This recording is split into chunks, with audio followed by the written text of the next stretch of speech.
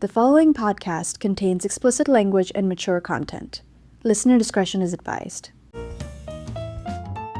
Hey everybody, welcome. We've got Rob Belushi today, actor, writer, producer. He's kind of a little bit of a game show renaissance host. man. Yep. Yeah, Like a little bit of everything. Yeah, if you haven't seen him on anything, well, actually, what have you been up to as of late? The guy does everything, so you've probably recognized him. If you're watching the video feed, you might recognize. Go, I've seen that guy. I will do anything. You know, I will do anything. I am grateful for opportunities that are presented to me. And so when one comes my way, I do it. And the more that come towards me, the better. Yep. I just had a quick little scene on Running Point, which is that Netflix show. Is that the Kate Hudson basketball thing? Yeah, really fun. That was cool. So that's shot here in LA.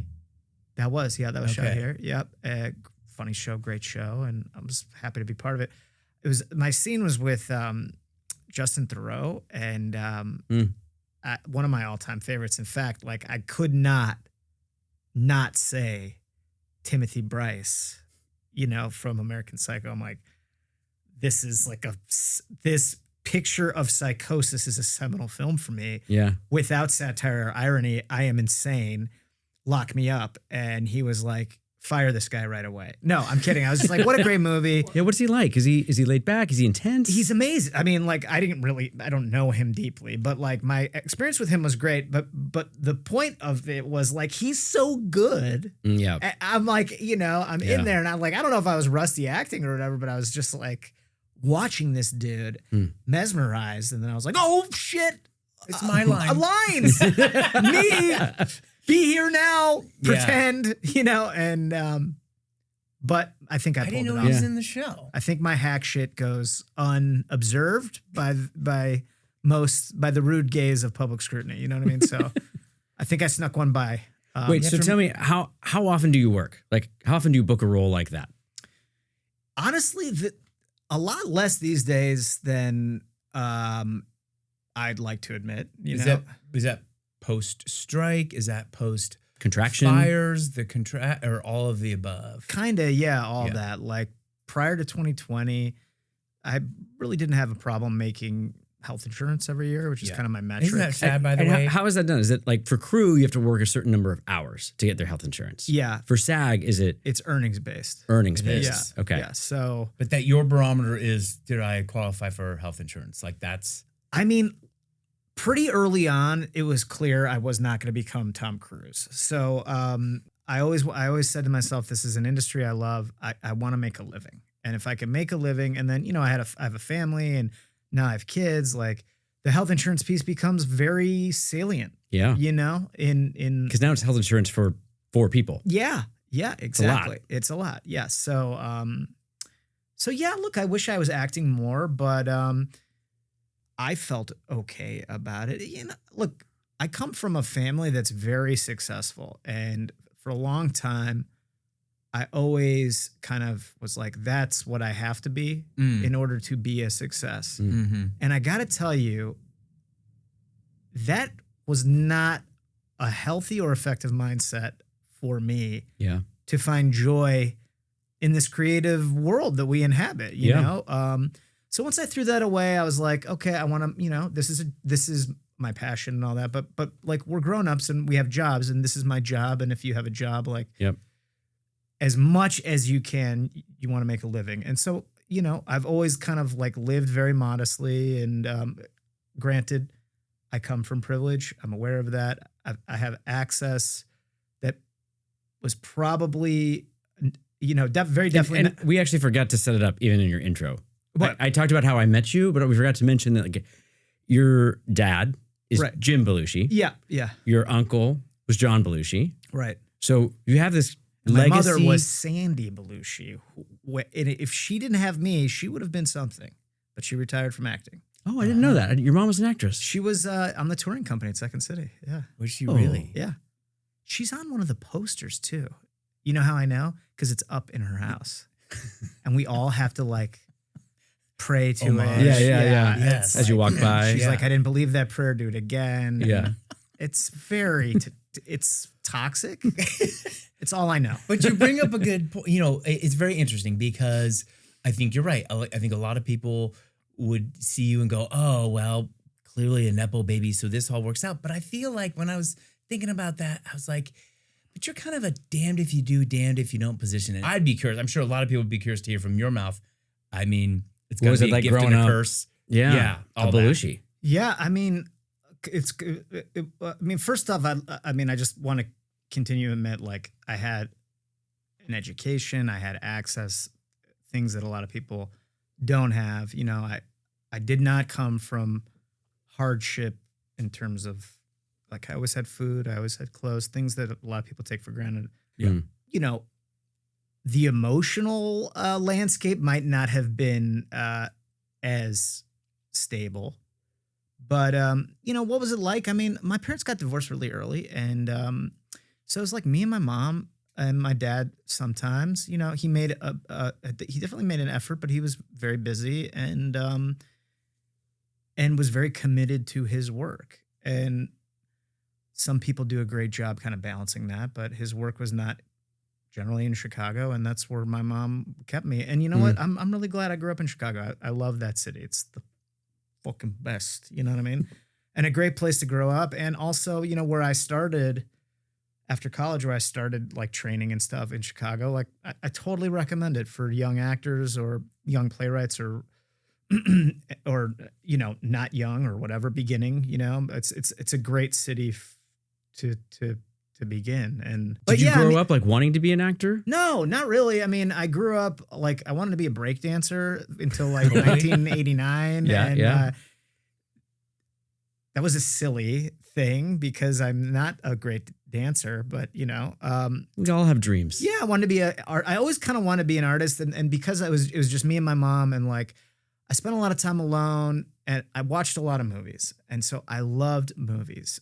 I always was watching movies, always, over and over and over, all the time. They were my buddies, and you know, that is not.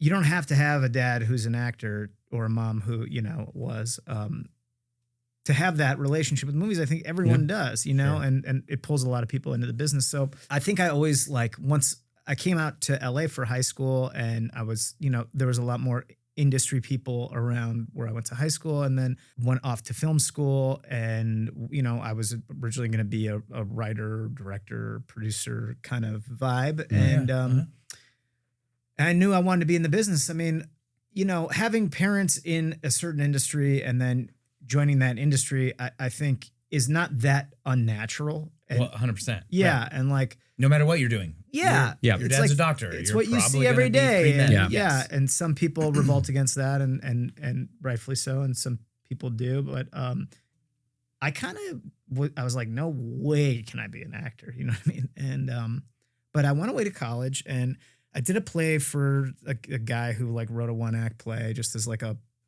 fuck around. And then I had a lot of fun. And so I did a couple more plays.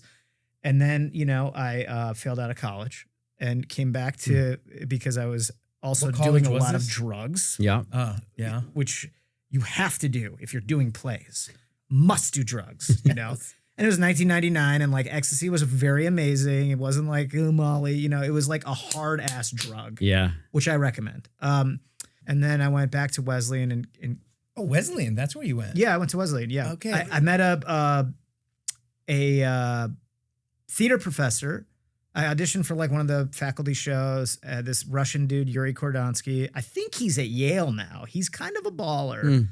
And he changed my life. He smoked 1,000 cigarettes a day. Sure. Which was the about 90s. my Also pace. required. Yeah. And he was like, you know, he's had this thing where like we live life on stage, and he kind of brought a very different vibe to acting in theater than I'd really experienced since I'd left Chicago, which is, you know, this is respectable work. This is honest work. This is, you know, Los Angeles and New York, I think a lot of people want to be actors, and that's where they go. Yeah. So people don't take that passion or ambition seriously, and it's unfair and unkind, really. But he changed my life, and I did another play with him. I worked all year essentially, where we adapted Crime and Punishment, the acting 2 class and the directing 2 class first semester. And then second semester, it was like 6 or 8 people were going to be able to do the spring show of Crime and Punishment. It was like a big deal. Who's going to get it? And I got in, and I was so happy. We rehearsed, it wasn't like a theater school or a conservatory or Juilliard. Right. It was just like a liberal arts school, but we rehearsed 6 days a week, and we worked hard, and it was really fun. And like it changed what I wanted to do. So, but I went to Chicago, and I started hosting at Second City, which means like seating people. Yeah. And this is like another access thing that Right. I think comes with the Nepo thing. Like they took me on as a host. I was not the best host. Wasn't bad. I mean, there were some bigger fuck ups than me there. And then, but I was seating people, and I got to watch the show every night.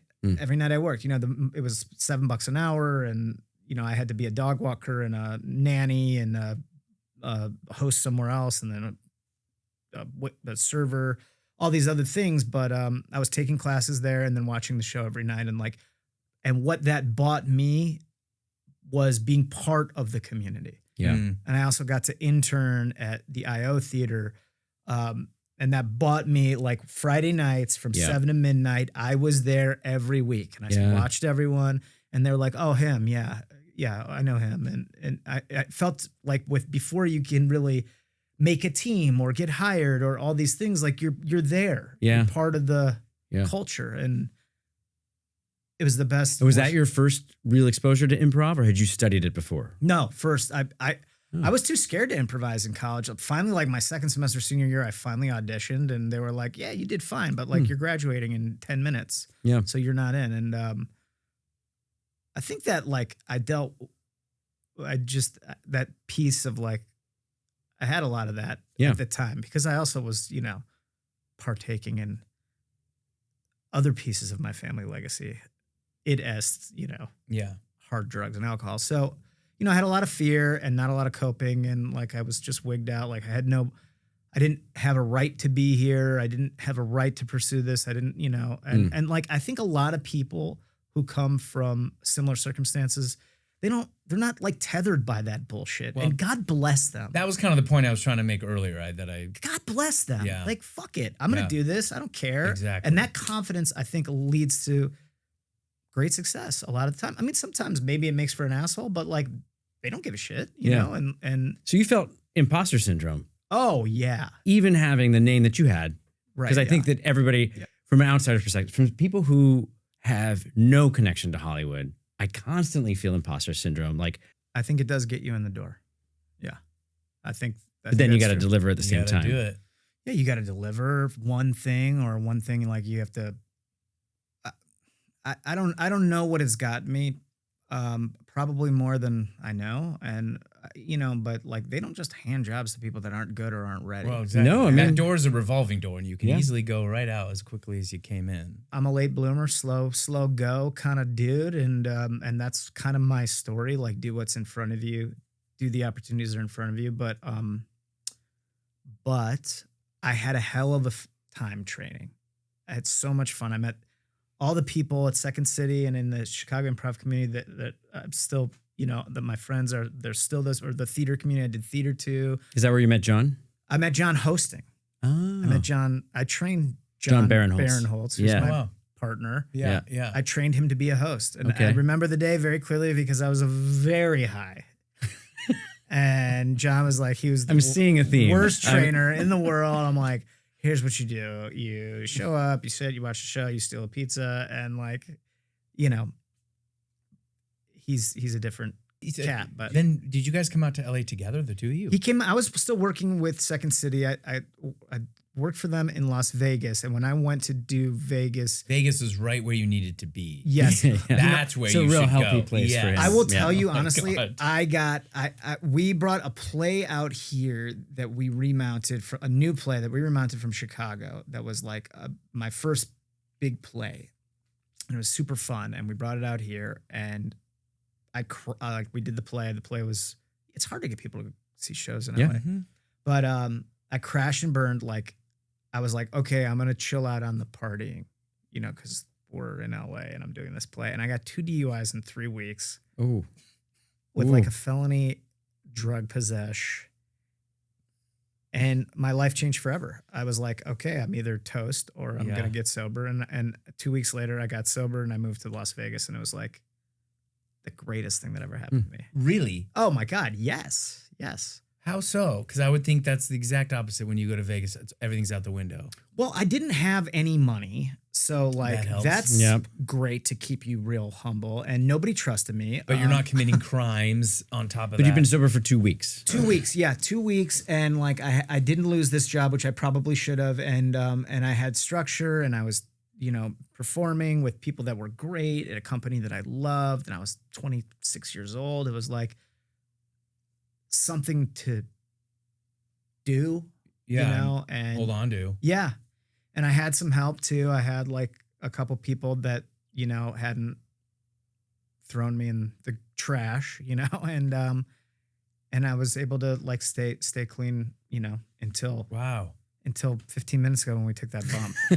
And like, now I'm back to like Cocaine Rob talking about himself nonstop, how great I am, how hard it was for me, with all this legacy. And, but it changed my life. And I had no idea you did live theater. Yeah. Because we first met on the show and it was a comedy. Yep. And so like, I was like, yeah, of course, this is where I would see Rob Belushi doing funny bits. And I was like, this is him. But I had no idea you did theater. And for those that don't know, we produced a show that you were in, ABC Digital, called The Off Season. And it was so fun. God, so fun. I know. I had the time of my life on that. I wish I got picked up for a series. But that's the story of all our lives is just producing things and then they go away. They disappear. That would have been amazing.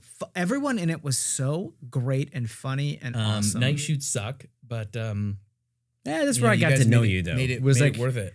3 a.m, standing outside the trailer, waiting for something to happen. Like, it was rough in Palmdale. Yeah, it was awful. Yeah, just enclosed in a sphere of vape. Yes, you were vaping a lot. Yeah, it's true. I had so much fun on that though. That was like the most fun I've had in forever. Still to this day, like you guys were great. I felt like you had our backs and we had a good time together. Yeah. Which I'm sure you were like struggling to deliver something at a budget point that was probably ridiculous. Well, that's why it's surprising to hear that because I always assume none of these people are going to work with us again because we don't have. It was so money. much fun. We're always. I mean, look, you asked me like what I'm doing lately, and it's kind of morphing out of acting into other things. And like acting is my life. I mean, not acting is my life.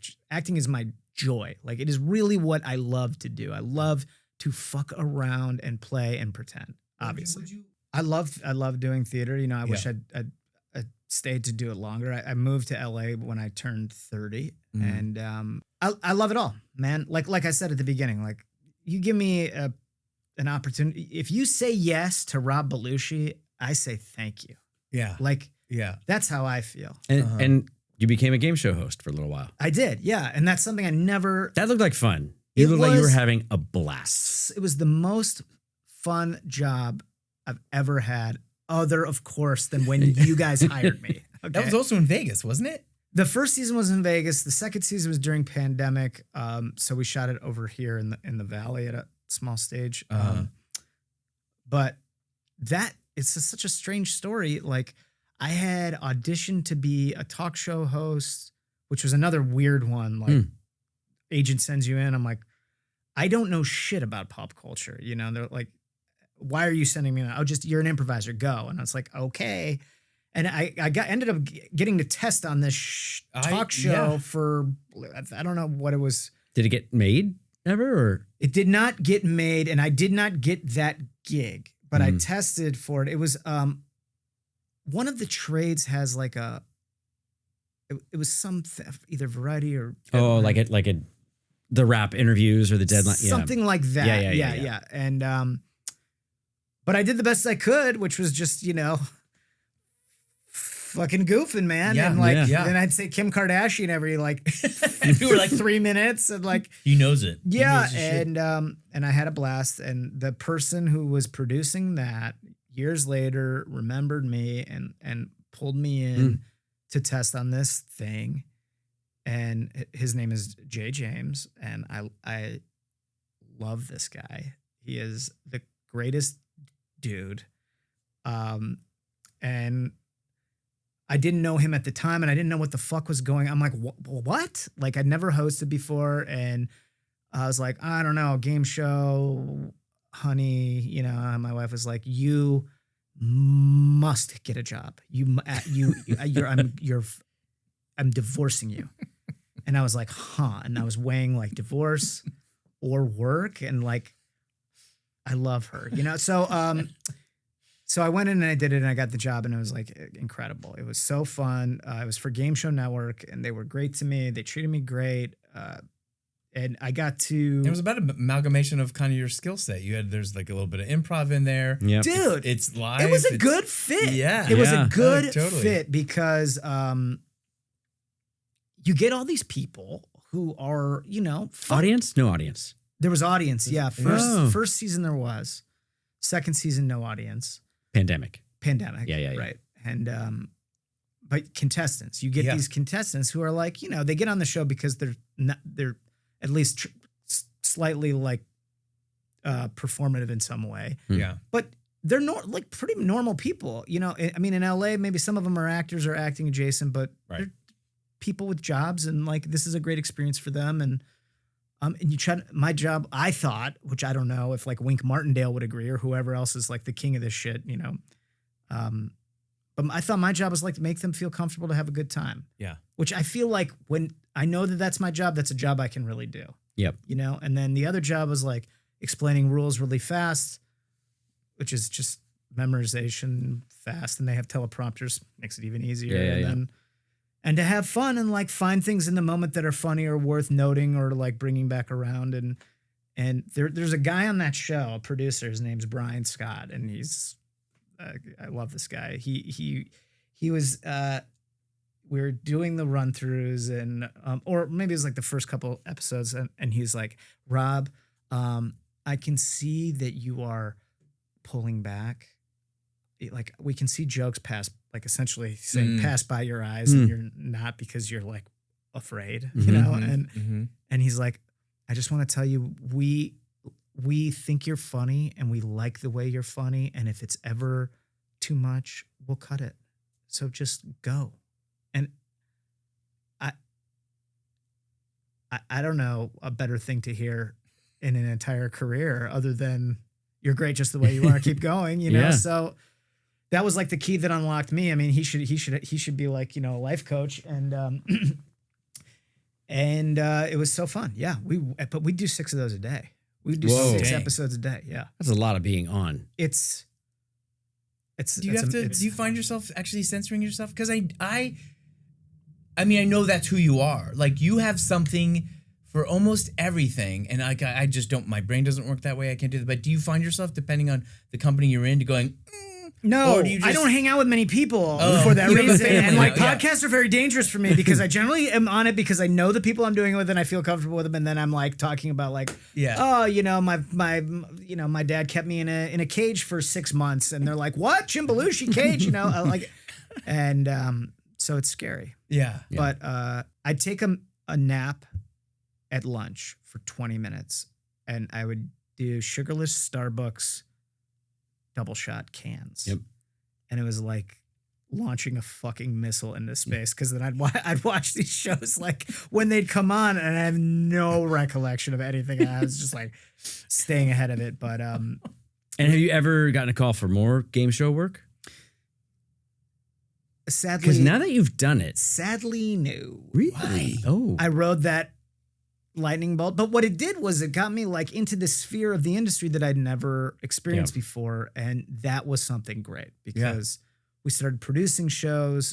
John and I found a game that we loved during pandemic, and we were able to pair it with a production company and sell it into pilot. Oh, I remember you telling me about this. Yeah, it was really fun, called Wavelength, really fun show. We got to make this pilot for Comedy Central, and it was like a game show centered, like a panel game show for 3 really funny people and a funny host. And the mechanism of the game was the board game, which was so great. And then Comedy Central kind of wanted that to have a clip component, which was great. Honestly, whatever, fucking A. Like, so there were bits on clips. We had great writers, and it was really such a fun thing. And and then Skydance, bought Paramount, so there was like Right. kind of an Oh. ABC digital vibe. Budgets changed, and but the So game is it worked. still in limbo? The game worked. Yeah, I mean the game worked. Okay. Like the proof is in the pudding. It was fantastic. But and we continue working in that sphere, John and I, in like the unscripted world. We've been partners 20 years. Yeah. And Same. yeah. 20 years. And like how great is that? Oh. I mean, it is awesome.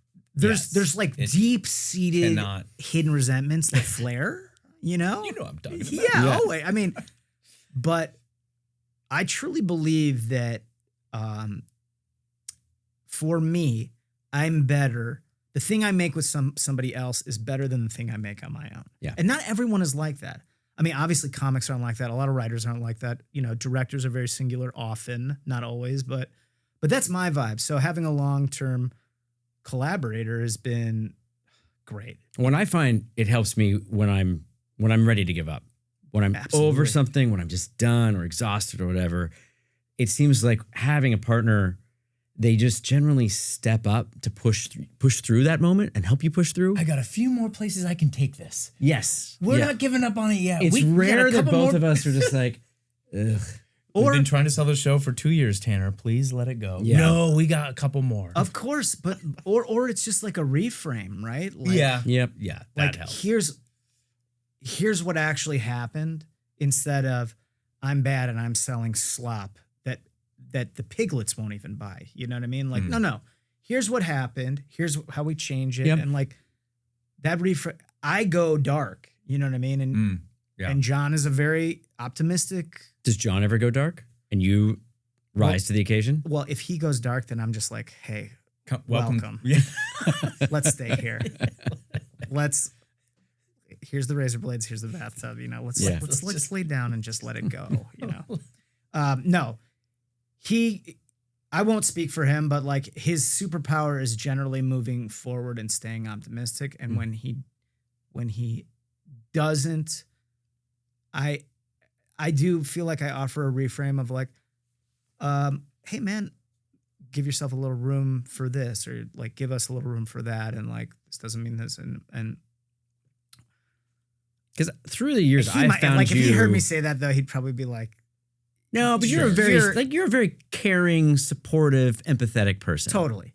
And so I feel like when somebody is down, you're there. You're not for going to them. ignore it. Yeah. What keeps you going when it feels like you just had so many doors closed in your face, or do you ever get down and you're just like ready to give it all up? Yeah. And then why don't you? Well, Or how do you push past that? Because like right before the pandemic, I was like, ugh, what are we doing? We're making commercials. We're like sitting in all these self-important meetings with brands talking about like their brand colors and this and that. And like I just like not lit up or interested in anything that I'm doing. And we're just like, we can't get movies off the ground. We can't get TV shows off the ground. Like, With what are we the doing? industry, Yeah. we were just at the Produced By conference. Yeah, and it's a dark time right now. I mean, seasoned producers and everyone. I mean, everyone is What's your advice to producers in the crowd just coming up? And it was like, don't trying be to- producers. Yeah, trying to put it all together.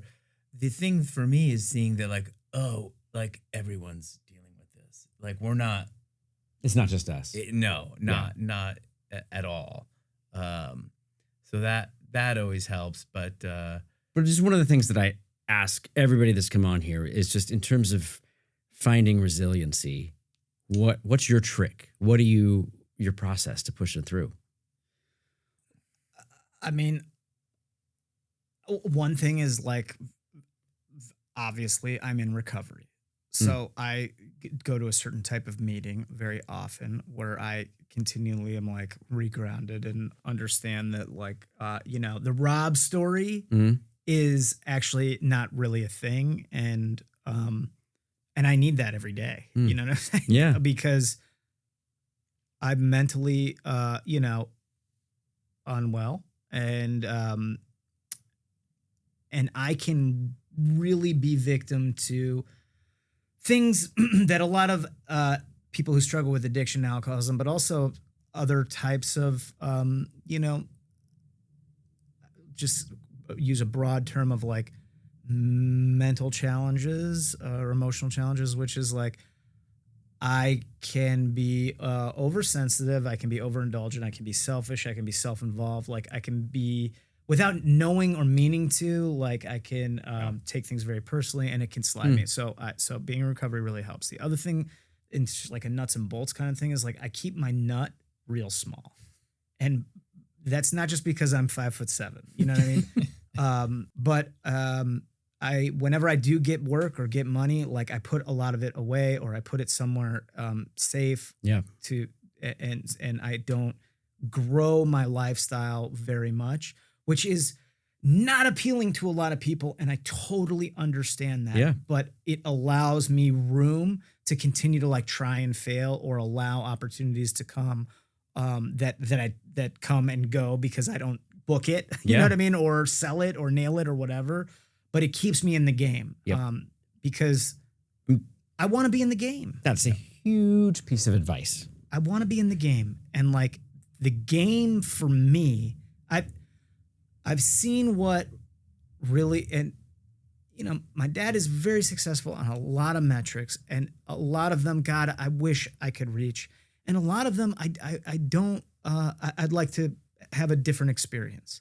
So I'm kind of focusing on the experience that I want to have. Mm-hmm. And that is like being home all the time with my kids, even though sometimes they probably wish I wasn't, you know, and,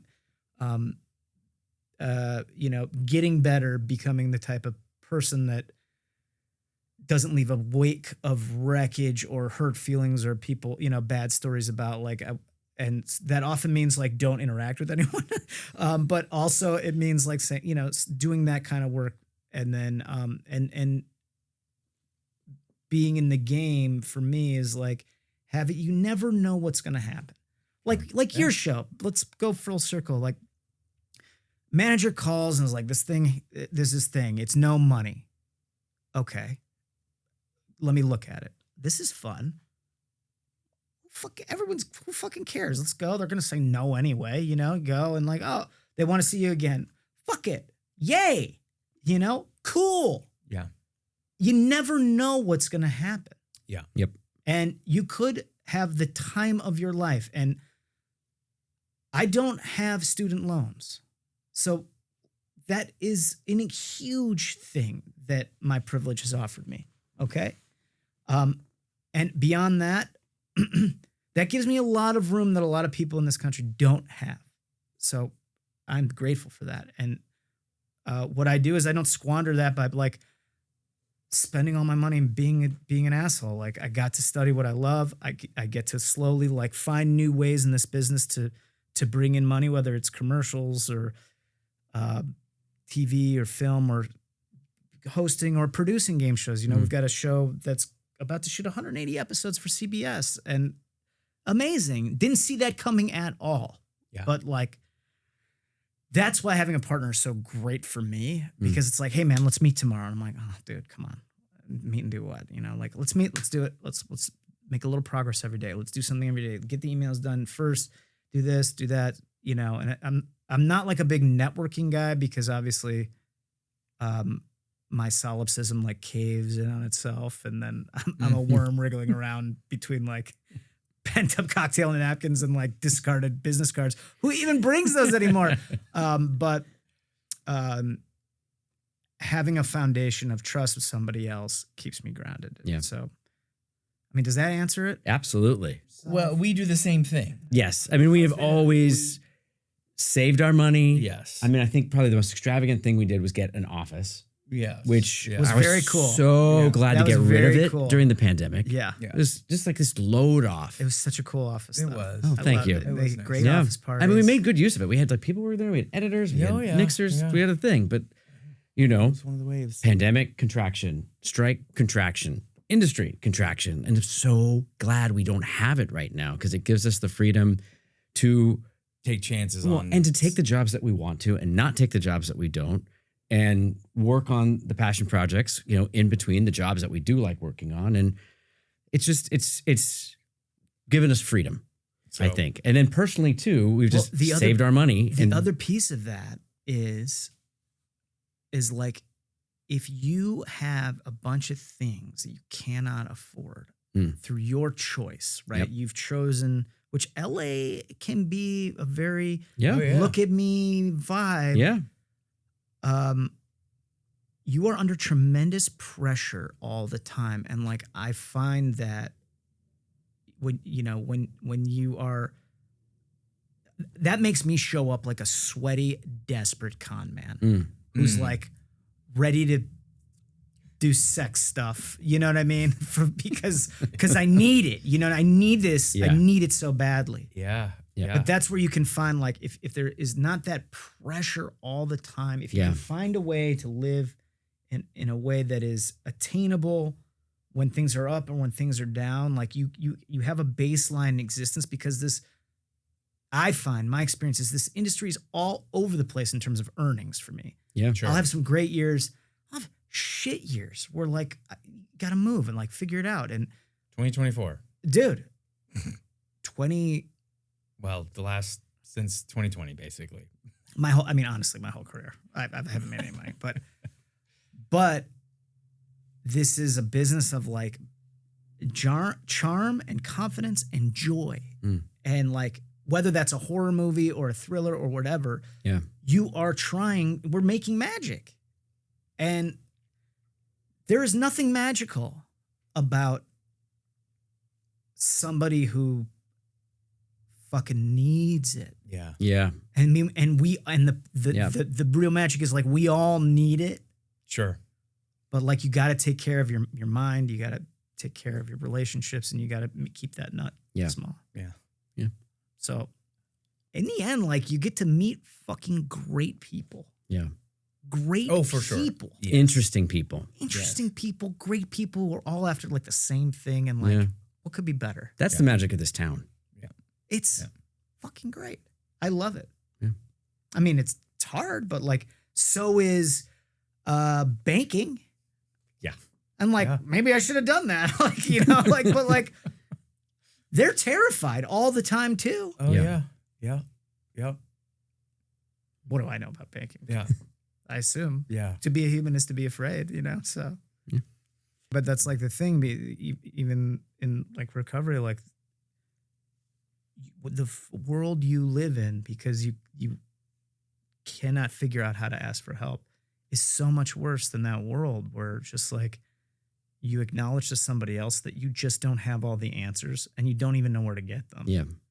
And what happens is people relate to that and they say, I feel that way. I can help you out, you know? Yeah. And that is like the basis of collaboration, which is the basis of our industry, which I think is like a bunch of people acting like they did it all themselves and they didn't have any help and they got with it, you know, and like there are those people that did that, but like, fuck them. I don't know those people. Yeah. Like the people that I know are like, everyone needs help, man. Rob, we can't thank you enough for coming and doing it and, you know, getting real and just saying, dropping the truth bombs. Thanks, guys. I mean, it's all total bullshit, and I hope it helps somebody. Hey listeners, if you've got a burning question for Chris, Tanner, or one of our amazing guests, we want to hear from you. Slide into our DMs at Eyes On Podcast on Instagram, and we might just answer your question on our season finale wrap-up episode. Thank you so much for listening to Eyes On Conversations with Hollywood Filmmakers. Eyes On is hosted by Chris Hanada and Tanner Kling and produced by Simran Porwal Johnson and Jonathan Misrahi. The views, opinions, and comments expressed by guests on this podcast are their own and do not necessarily represent the views or opinions of Retrofit Films. This podcast may include copyrighted material used under fair use provisions. All copyrighted material remains the property of their respective owners.